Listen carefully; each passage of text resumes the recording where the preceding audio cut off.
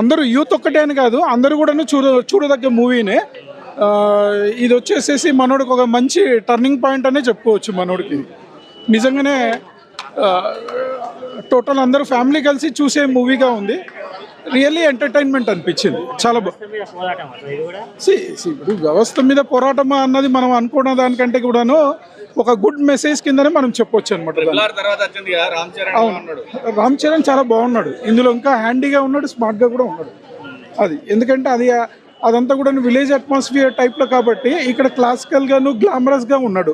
National award కొట్టేలాగా cinema అది మన కొట్టాలనే అనుకుంటున్నాం, మనం అనుకుంటున్నాం. రియల్లీ హ్యాపీగా ఫీల్ అవుతున్నాం మనందరం కూడా. Right, thank you. Ram Charan ఫ్యాన్స్కి నచ్చింది ఓవరాల్గా. అంటే న్యూట్రల్ ఫ్యాన్స్కి okay, but good for it is showing government ఎలా చేయాలని చూపించేది.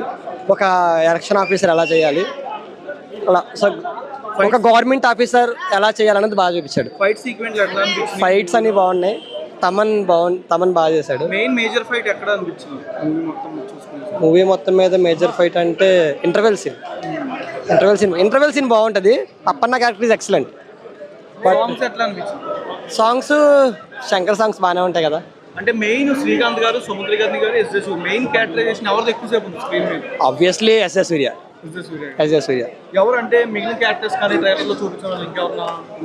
It's Ram Charan versus S S Surya. That's ఒక గవర్నమెంట్ ఆఫీసర్ వర్సెస్ పొలిటీషియన్. ఇద్దరు హీరోయిన్స్ ఉన్నారు కదా, అంజలి గారు, ఖైరాత్ బాను. Anjali is good. చిన్న రోల్ అయినా కానీ ఒక్క సాంగ్ ఉండేది కదా ఫ్లాష్ బ్యాక్ లో, ఆ సాంగ్ లో అంజలి బాగా చేసింది. Khairat Banu is like normal heroine. Sunil గారి క్యారెక్టరైజేషన్ ఎట్లా? సునీల్ కూడా మంచిగా అనిపించింది. 5కి 2.5. మూవీ అయితే ఇచ్చి పడేసిన మనకి యాక్షన్ సీక్వెన్స్ కానీ ఒక సోషల్ మెసేజ్ ఇచ్చారన్న. ఈ మూవీ క్యాజువల్గా వచ్చే సినిమా కాదని, ఇది శంకర్ గారి డైరెక్షన్ మూవీ వస్తుంటే చాలా అద్భుతంగా తీశారన్న. మూవీ అయితే ఇచ్చి పడేసిన. మూవీ అయితే చాలా బాగుంది. ఈ మూవీ ఎన్ని సార్లైనా చూడొచ్చు. ఈ మూవీ ప్రతి ఒక్కరు యూత్ కానీ ఫ్యామిలీ మెంబర్స్ కానీ ఎవరైనా ఈ మూవీ చూడొచ్చు అన్న. శంకర్ గారి డైరెక్షన్ చాలా అద్భుతంగా ఉందన్న. ఎందుకంటే ఇండియాలో ఒక గొప్పగా ఏదన్నా ఉందంటే అది కేవలం శంకర్ గారైనా.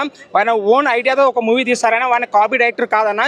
ఇప్పుడున్న మేడం సాంగ్స్ తీసేస్తే సాంగ్స్ అయితే యూత్కు బాగా ఎంజాయ్మెంట్గా ఉన్నాయి, చాలా బాగున్నాయి. మేము సాంగ్స్ కాకుండా ఒక ఇది గేమ్ చేంజర్ మూవీలో ఒక మెసేజ్ ఒక యూత్ కానీ ఒక దేశానికి కానీ శంకర్ గారు అంటే ఒక మెసేజ్ మేడం. ఆయన ఓన్ థాట్ ఓన్ కథలతో మనం ముందుకు వస్తారు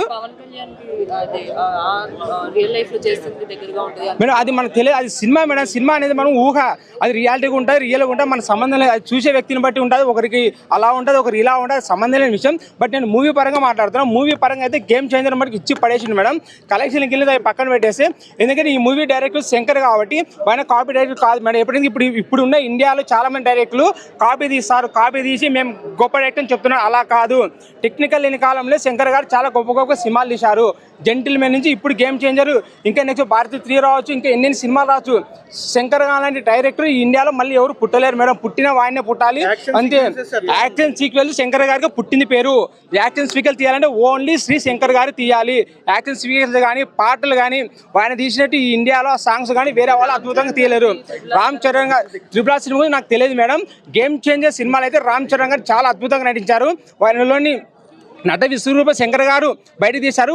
ఇంకోటి శంకర్ గారు మూవీలో హీరోలు ఎలా ఉంటారే, మనకు ఒక ఎంఆర్ఎఫ్ టైర్ ఎంత నాణ్యతగా ఉంటుందో అలా ఎడ్జెస్రా ఆయన నట రాకేశ్వరు మేడం. ఆయన గురించి చెప్పే పెద్దగా ఏం లేదు. మామూలుగా ఇచ్చి పడేసును, వాని స్టైల్ వాడిని ఇచ్చి పడేసును. ఆ మూవీలో నచ్చిన ప్రతి ఒక్కరు హీరోయిన్ కానీ హీరో కానీ విలన్ కానీ డైరెక్టర్ కానీ వాళ్ళకి ఇచ్చిన స్థానం వాళ్ళు పర్ఫెక్ట్గా తీశారు మేడం. గేమ్ చేంజర్ మూవీ అయితే ఇచ్చి పడేసి మేడం. Okay, super.